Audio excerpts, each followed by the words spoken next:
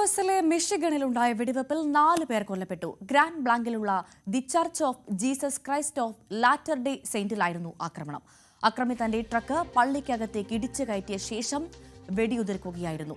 തുടർന്ന് ഇയാൾ പള്ളിക്ക് തീയിടുകയും ചെയ്തു. സുരക്ഷാ ജീവനക്കാരുമായുള്ള ഏറ്റുമുട്ടലിൽ അക്രമി കൊല്ലപ്പെട്ടു. സംഭവത്തിൽ മരണസംഖ്യ ഉയരാൻ സാധ്യതയെന്ന് റിപ്പോർട്ട്.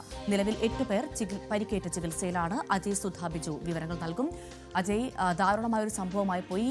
ഈ ആക്രമണത്തിന് പിന്നിൽ എന്താണ് എന്നാണ് ഉദ്യോഗസ്ഥർ പറയുന്നത്? ഒപ്പം സുരക്ഷാ ജീവനക്കാരുമായി ഏറ്റുമുട്ടൽ അക്രമി അടക്കം കൊല്ലപ്പെട്ടിട്ടുണ്ട് അല്ലേ?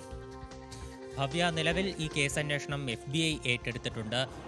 US പ്രസിഡന്റ് ഡൊണാൾഡ് ട്രംപ് ഉൾപ്പെടെ ഈ വിഷയത്തെ അപലപിച്ചുകൊണ്ട് രംഗത്തെത്തിയിട്ടുണ്ട്. അദ്ദേഹം തൻ്റെ ട്രൂത്ത് സോഷ്യൽ വഴിയുള്ള സന്ദേശത്തിൽ പറഞ്ഞിട്ടുള്ള കാര്യം US-ൽ ക്രിസ്ത്യാനികൾക്ക് നേരെ മറ്റൊരു ആക്രമണം കൂടി നടന്നിരിക്കുന്നു എന്നാണ് അദ്ദേഹം പറഞ്ഞിട്ടുള്ളത്. ഇത്തരത്തിലുള്ള ആക്രമണങ്ങൾ തടയാനായിട്ട് എന്ത് വില കൊടുത്തും സർക്കാർ ശ്രമിക്കും എന്നുള്ള ഒരു ഉറപ്പോടു കൂടിയാണ് ഈ പോസ്റ്റ് അവസാനിപ്പിച്ചിരിക്കുന്നത്. മാത്രമല്ല ഈ വിഷയത്തെ അപലപിക്കുന്നുമുണ്ട്. ഇന്ന് ഈ ഞായറാഴ്ച പുലർച്ചെയാണ് ഇത്തരത്തിലൊരു ആക്രമണം ഉണ്ടാകുന്നത്. ഞായറാഴ്ച ആയതിനാൽ തന്നെ പള്ളിയിൽ പ്രാർത്ഥനാ സമയമായിരുന്നു. നിരവധി ആളുകൾ പള്ളിയിലുണ്ടായിരുന്നു. അപ്പോഴാണ് അക്രമി തൻ്റെ ട്രക്ക് പള്ളിയുടെ മുൻവാതിൽ കൂടി അകത്തേക്ക് ഇടിച്ചു കയറ്റുന്നത്.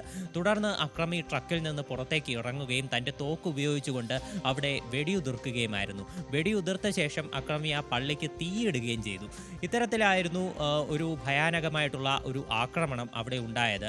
ഇതിനുശേഷം സുരക്ഷാ ജീവനക്കാരുമായിട്ടുള്ള ഏറ്റുമുട്ടലിലാണ് അക്രമി കൊല്ലപ്പെട്ടത്. തോമസ് ജേക്കബ് സാൻഫോർഡ് എന്ന ആളാണ് ഈ ആക്രമണം നടത്തിയത്. ഇയാളെ പറ്റി നോക്കുകയാണെങ്കിൽ ഇത് 40-കാരനായിട്ടുള്ള ഒരു വ്യക്തിയാണ്. മാത്രമല്ല US ആർമിക്ക് വേണ്ടിയിട്ട് ഇറാഖ് അധിനിവേശത്തിൽ സേവനമനുഷ്ഠിച്ചിട്ടുള്ള ഒരു വ്യക്തിയാണ്. ഇയാൾ ഒരു മറൈൻ വെറ്ററനാണ്. 2004 മുതൽ 2008 വരെയാണ് ഇയാൾ മിലിറ്ററിയിൽ സേവനമനുഷ്ഠിച്ചിട്ടുള്ളത്. ഈ ഒരു വിഷയവുമായി കണക്ട് ചെയ്ത് നോക്കുകയാണെങ്കിൽ ഈ സംഭവം നടക്കുന്നതിന് തൊട്ട് 12 മണിക്കൂർ മുൻപ് മാത്രം അമേരിക്കയിൽ മറ്റൊരു വെടിവെപ്പ് ഉണ്ടായിരുന്നു. അത് നോർത്ത് കരോലിനയിലായിരുന്നു ഇത്തരത്തിലൊരു സംഭവം ഉണ്ടായത്. അവിടെയുള്ളൊരു വാട്ടർ ഫ്രണ്ട് ബാറിൽ ഇതുപോലെ തന്നെ ഒരു മറൈൻ വെടിയുതിർക്കുകയായിരുന്നു. ഇയാളും US ആർമിക്ക് വേണ്ടി സേവനം അനുഷ്ഠിച്ചിട്ടുള്ളതാണ്. ഇയാളും ഇറാഖ് യുദ്ധത്തിൽ പങ്കെടുത്തിട്ടുള്ളതാണ്. അപ്പോൾ ഇത്തരത്തിൽ സമാനമായിട്ടുള്ള 2 പേരാണ് ഈ 2 ആക്രമണങ്ങൾ നടത്തിയത്. അപ്പോൾ ഇത് രണ്ടും തമ്മിൽ എന്തെങ്കിലും ബന്ധമുണ്ടോ?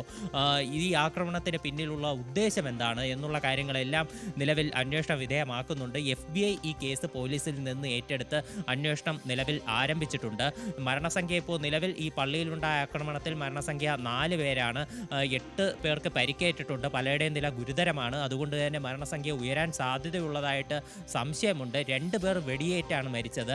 അതുപോലെ 2 പേർ പള്ളിയിൽ തീപിടുത്തത്തിലുണ്ടായ പൊള്ളലേറ്റാണ് മരിച്ചത്. ഈ പൊള്ളലേറ്റ് തന്നെ നിരവധി പേർ ചികിത്സയിലാണ്. അപ്പോൾ ഇവരുടെ ചികിത്സ പുരോഗമിച്ചുകൊണ്ടിരിക്കുകയാണ്. ഈ ആക്രമണം നടത്തിയ ഈ തോമസ് ജേക്കബിൻ്റെ വീട് ഇപ്പോൾ നിലവിൽ പരിശോധന വിധേയമാക്കിയിട്ടുണ്ട്. ഇയാളുടെ സോഷ്യൽ മീഡിയ ബന്ധങ്ങളും ഇതുവഴിയുള്ള ഇടപാടുകളും മറ്റെന്തെങ്കിലും തീവ്രവാദ ബന്ധം ഉൾപ്പെടെ ഇയാൾക്കുണ്ടോ എന്നുള്ള കാര്യങ്ങളും FBI പരിശോധിച്ചുകൊണ്ടിരിക്കുകയാണ്. ഭവ്യ. ശരി, അജയ് സുധാ ബിജു ആണ് വിവരങ്ങൾ നൽകിയത്. ഓപ്പറേഷൻ